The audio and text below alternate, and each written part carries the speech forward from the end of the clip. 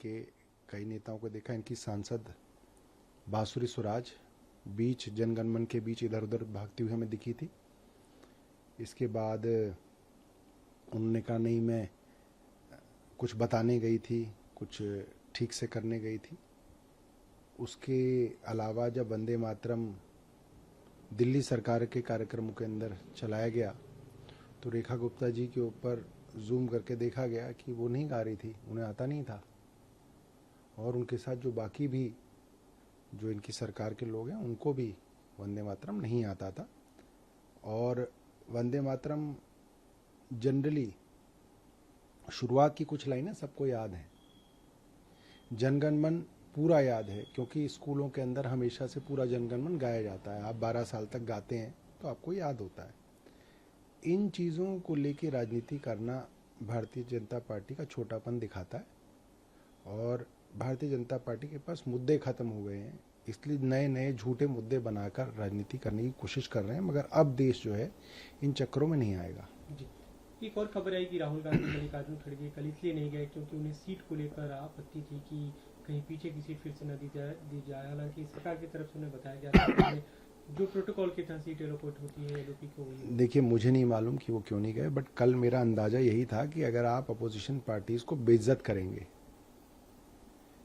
उनको दूर जो है पीछे बिठाएंगे और फिर मीडिया में चलवाएंगे, अपने सोशल मीडिया के ट्रोल से चलवाएंगे कि आप देखो हमने उसको अपनी औकात दिखा दी, तो बहुत घटियापना है। भारतीय जनता पार्टी को ये नहीं भूलना चाहिए कि 60 से 65 साल तक ये अपोजिशन में रहे और उसके बावजूद इनके नेता चाहे अटल बिहारी वाजपेयी हों चाहे एल के आडवाणी हों, उनको सभी राष्ट्रीय उत्सवों के समय में इज्जत दी जाती थी।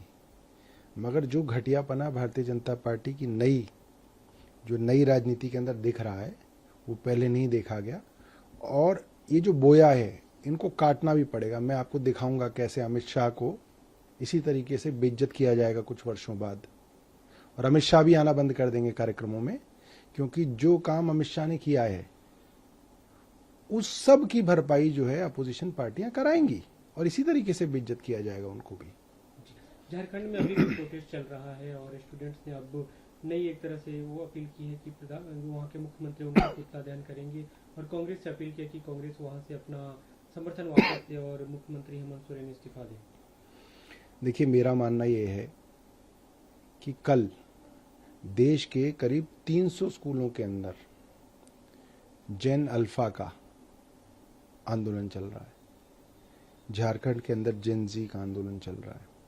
इन सभी आंदोलनों को अगर आप देखें तो इसका मतलब ये है देश का जो युवा है, जेन जी है, और जो अल्फा है, जेन अल्फा है, ये सरकार की नीतियों से खुश नहीं है और वो बड़े जो है बदलाव देश की राजनीति के अंदर देखना चाहता है। और मुझे लगता है कि इसके कारण बहुत जल्द देश के अंदर सरकारें बदलेंगी।